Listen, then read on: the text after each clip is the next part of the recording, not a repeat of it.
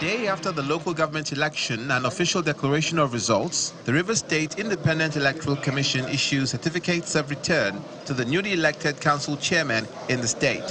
For the avoidance of doubt, the commission had earlier declared the results for 22 chairmanship seats on Saturday evening, the same day the poll was conducted, suspending announcement for Eche local government area and all 319 councillorship seats. Before issuing the certificates of return, the chairman of the commission announces the pending results, declaring the Action Alliance candidate, Uzadin Mawafo, as winner of the election for Eche local government.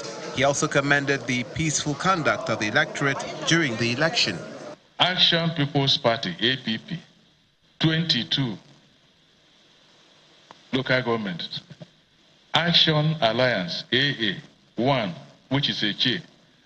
Total AGS 23.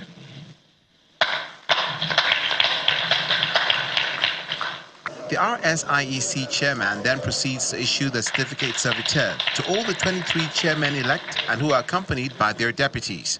Elegom Emeka Enanupu is the vice chairman-elect. Congratulations. Thereafter, the chairman-elect moved to the council chambers of the government house for swearing in by Governor Similaye Fubara. On hand to witness the ceremony is the Bauchi State Governor and chairman of PDP Governors Forum, Bala Mohammed. Others in attendance are River State political leaders, members of the State Executive Council, National Assembly members and family members of the chairman-elect. In 3 batches, the 23 chairmen-elect comprising 21 men and 2 women are called to take their oath, sign the register, and share a ceremonial handshake with Governor Similaye Fubara. In his address, the governor expressed joy at the conclusion of the process while appreciating the democratic nature of the election. We will return all the glory to God Almighty. Let me also appreciate the President of the Federal Republic of Nigeria. And that is the truth.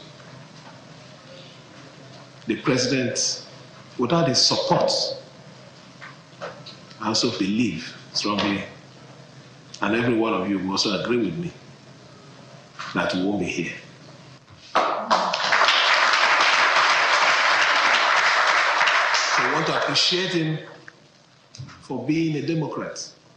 He, however, raises the allegation that his opponents are mobilizing 20 persons per political unit to confront the new chairman at the council secretariats on Monday. I'm aware that they are mobilizing 20 people per unit to go and confront you tomorrow when you resume in your local government headquarters. But please, if they are coming with violence, avoid them.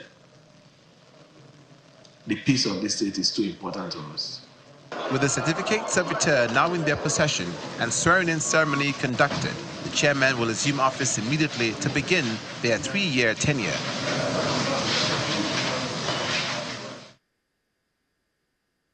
All right, yes, indeed. Those are the issues that we will be discussing this morning. 2 gentlemen are joining us to weigh in on the matter. Senator Lee Maeba, who was an aspirant for the governorship seat, joins us. We also have Honorable Solomon Bob, a member of the House of Reps, also joining us, both of them from Port Harcourt. Gentlemen, good morning, and thank you for joining us on the program today. Honorable Solomon, let me start with you, because we just heard the governor speaking about having sworn them in, and for a lot of people, it appears as though it's done and dusted. So the next phase is, look, if anybody has any grounds whatsoever, they head to the courts such that there can be peace. What do you think about that? Thank you, Chamberlain. First, I'm talking to you from London. I'm not in Port Harcourt now, but I've been following developments in my state, and I'm utterly embarrassed to have a man like Similaye Fubara as governor of Rivers State. It's shameful, the kind of regime of division, conflict, acrimony, and hatred he's sown in Rivers State. This is utterly embarrassing. The so-called election cannot stand. It's not an election by any standard. Why? Okay.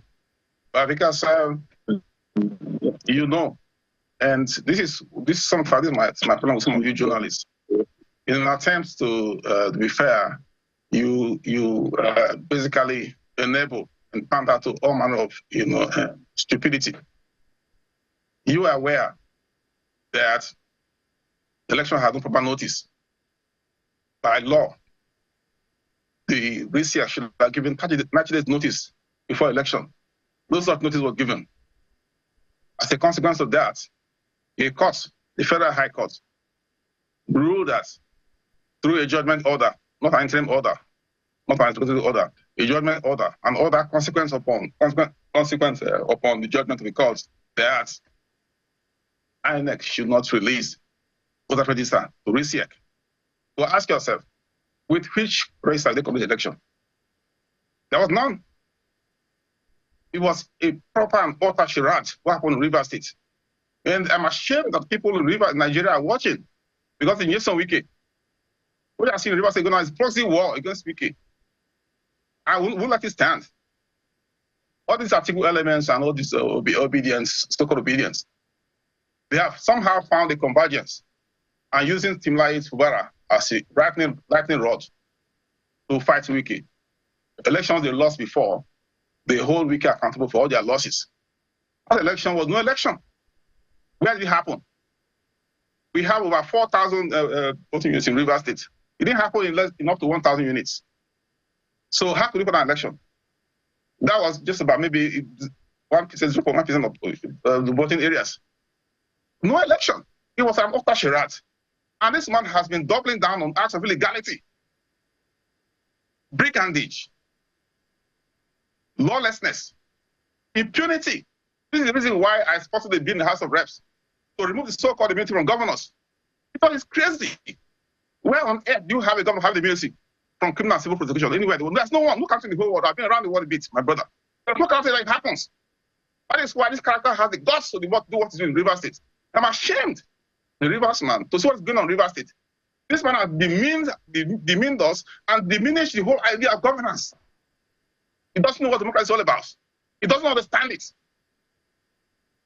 Let me say some more. All right, so Honorable Bob, I mean, yeah, we hear you, but I'd like to push back on some of your earlier narrative about journalists going on and pandering to some of the words you use, which I can't repeat. But you think maybe you don't understand the way journalists function. They are called reporters.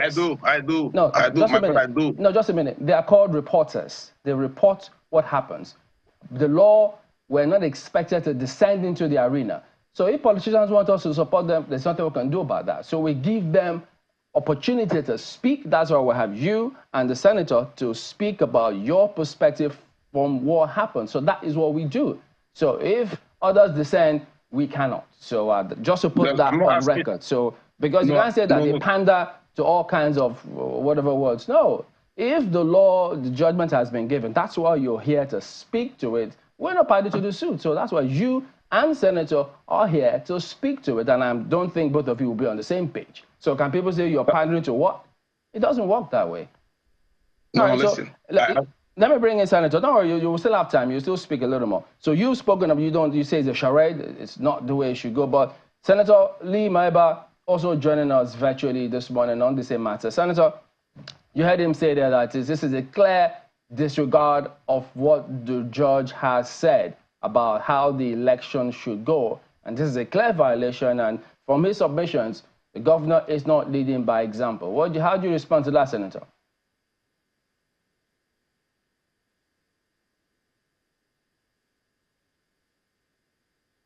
Okay, I think the senator's network is kind of frozen. But Honorable Bob, if you could shed a little more light on that, because we've heard even the governor himself say that no. Okay, I think the senator is back. Okay, Senator, can you hear us?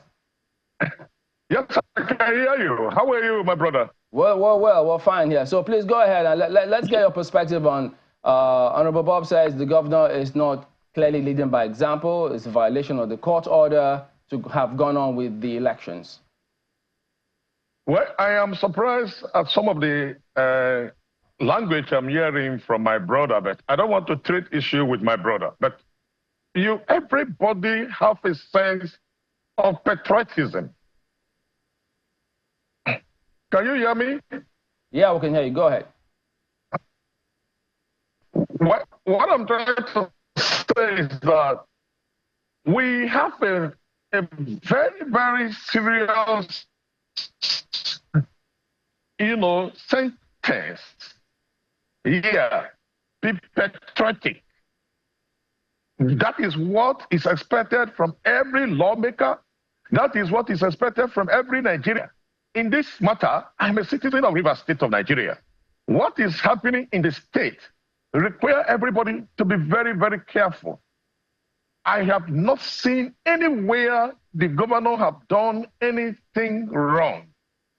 In the first place, when a lawmaker is referring to a court to control, regulate, or stop an election, it's just an aberration. Because section 15, section 84, subsection 15 of the Electoral Act, we clearly put it there that no court can regulate the conduct of an election, no court can stop an election. It is the electoral body that should regulate an election, fix date for election, which has been done. Why do we get this into the Electoral Act? We try to avoid a situation of what happened in the ABN, Association of Better Nigeria. I was in the Senate in 2006 where Otto Nzeribe brought this up when we were tinkering with the first Electoral Act. And how did they get to that? Because Otto Nzeribe led the Association of Better Nigeria in 1993, go to a Lagos High Court, obtain an injunction and stop a national election that the effect of that action devastated Nigeria. Abiola died. So many things happened that Nigeria would have been no more. So it was Anton Zeribe of blessed memory himself that came out to say, look, if you are doing this electoral act, the first thing we should do is to put a clause that protects the election from ambitious judges, which is what we did then. Imagine if there was no provision in the Electoral Act now that stop a judge from stopping an election. What would be? But Senator, did the judge say the election should not hold on? We thought that they just highlighted that, look, there are condition precedents that need to be fulfilled before the election holds.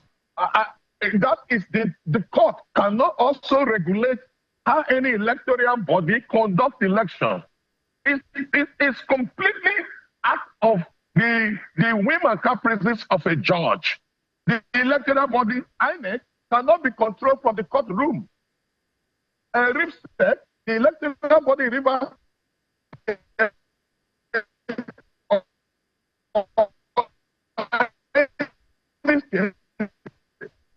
cannot be controlled from the courtroom. Well, Senator, your connection is we're losing a lot of what you're saying. All right, just give us a moment. We'll see if we could just correct that in a bit. But Honorable Bob, you've heard what the senator has said, the point that he's trying to make about what the law that he highlighted was trying to correct. And so he thinks that you're misinterpreting what is going on with those judgments. Honorable Bob, that's for you. If you can unmute. Sure, yeah. I'm doing that. Two of you are speaking to each other's comments, so I could hardly hear what he was saying. And what he's saying is that you are misinterpreting the laws. It's okay. No. It was not a question of the court trying to stop election. No. It was about ensuring compliance with due process. The court never said there's no election. He only said you haven't followed the process leading to an election. Comply with the process, go on to your election. That's what the court said. It's not about ambushing a body duly authorized by law to perform a specific duty. It's about complying. If you don't comply, it's simple. It's simple enough. So what he's saying is utterly amusing to me. You cannot say you want to have an election and don't comply with the requisite processes, the notices that are required before election is held. How can you put that election? Because they say you have no election. What you're referring to by happening in the past has no bearing on what I'm talking about now. They only said, comply. These are the steps, leading up to election. Comply with them. If you don't do that, then you cannot say you have had an election. And to the extent that you haven't had an election in compliance with the law, that election is nullity. So maybe I say the difference in what I'm trying to explain to you. In any case, like I made the point earlier, we have a duty, all of us. Okay, we were talking about patriotism. There's nothing patriotic about what Fubara and those Egidimon are doing. They are in fact trying to set off the regime of anarchy, and that has been his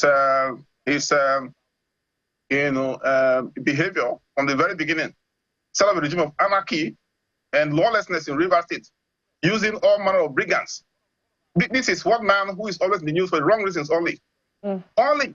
Senator Bob, I think that we need to separate the growls you have against the governor from the local government elections which held on Saturday, because clearly it would also seem that the governor was, fighting against, many forces who did not want the elections to hold.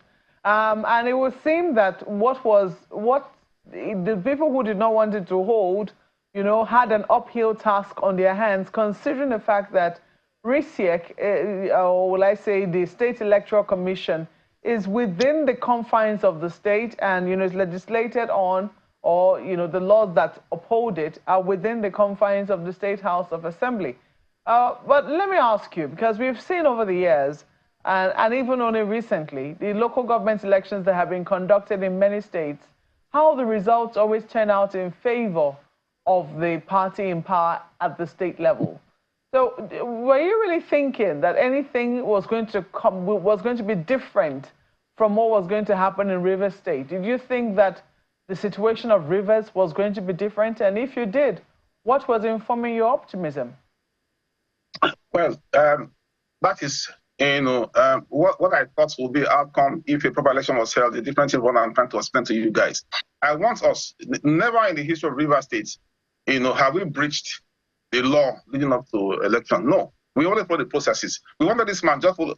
Listen, one of the strange things about our democratic process at the moment is the ways in which elections are conducted at the local level. What you're saying is true. Okay, but there is no clear brazen instance of where a man says, no, I'm going to disregard the law. I'm going to serve notice. Okay, whether the outcome will be will lead to A or B winning is immaterial. First of all, follow the process. I'm trying to draw out your attention. Instances you said I'm making reference to things that don't quite concern the present election that's happened in Rivers State. But I'm trying to give you instances of this man's gross irresponsibility. I have never in my mind, in my entire life, seen a governor so irresponsible, so utterly lawless. And we have condoned this for going 1 year going to 2 now. Because it's Rivers State. There's no other state where this would happen and people close their eyes. What exactly is the lawlessness that happened? That RISIEC did not give notice? Or what exactly is the lawlessness? It's crucial. That is crucial, very crucial. In fact, that's what they call a sine qua non. If you don't do that, then you haven't really prepared for election. That is the notice to everyone to come and participate. 90 days. If you don't do that, then what is the point about election? You don't wake up and ambush people and say you have an election. There are no campaigns, nothing, no notices. You wake up one day and then distribute papers to a few of your colleagues, acolytes, and say you have an election. Then RISIEC rushes to somewhere at government house and announces results. That's what happened. It's an utter embarrassment. It doesn't matter who would have won. The point is that follow the process, okay, enshrined by law. It's simple enough. It's simple enough. Maybe you could still have won with whatever party he chose to run with. And okay. Some people will say your growl should not be with the governor. Your growl should be with the Rivers State Electoral Commission. Who controls that? I saw him on tape the other day saying he's the chairman of the commission. I saw similar to Fubara the other day saying he's chairman of RISIEC. He said so on TV. It's on tape. I'm sure you guys saw it. When I say that sometimes you get trying to find out to some of these sentiments, I was saying that because of what I know about what goes on in our country. Okay, I'm not trying to hold any of you responsible for what's going on, but sometimes when you're trying to deal with the facts, you must also be able to separate the fiction and come out with real facts. So he said it's Risiek. So what are you saying? He funds it. You saw him go there to invade the place with his men, and then he moved them to government house. Where was the result of this election announced? Was it a Risiek office? It wasn't. It wasn't. So let us be, factual in dealing with this kind of situation. River State now is, going through an anarchical phase. As I speak to you, I get reports that Omoma has been burnt down. Eleme is under fire. My local government area, Holder East, I hear that it's under siege now. I hear about deaths. Honorable, I'm going to ask you to please hold your thoughts. Only the beginning. We'll come back to you shortly, and we're going to be asking you what the way forward is. What should happen? I mean, clearly you're dissatisfied and you think that, the law has not been complied with. So what's going to be the next step? That's what we'll be asking when we come back from this break. Let's stay with us.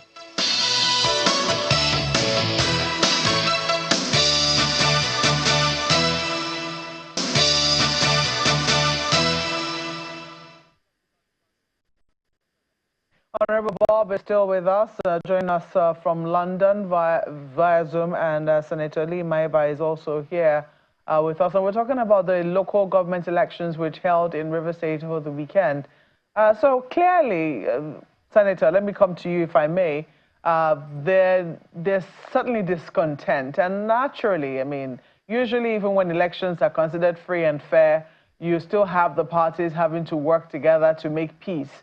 But in this situation where it looks like there's a lot of discontent, how do you think that those who are now said to have won these elections, how do you see them proceeding and moving forward? Thank you very much, my sister Mope. The situation, we come here to discuss about the election.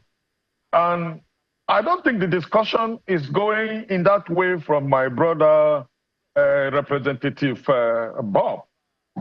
What we are supposed to talk about is how to ensure that people understand the need to show citizenship by supporting a system. But you come here, you spend 98% of your time abusing the governor, talking about how the governor is reckless and all those things.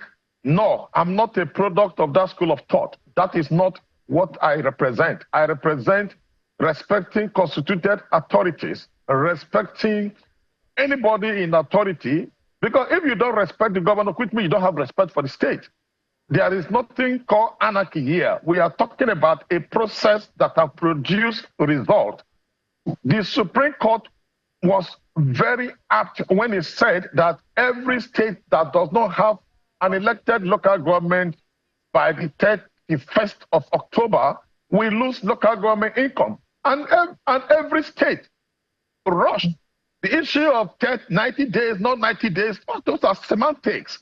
The issue is that it is a judicial pronouncement that have come and that every state must comply. Every state is complying. It's not only in River State. This is not a peculiar case to River State. The governor also needs the support of every citizen. But Senator, if I could just jump in, two things you mentioned there. You say every state needs to comply with the law, yeah. But in the meantime, they have critical committee chairman, even when the court had ruled that no such thing should happen.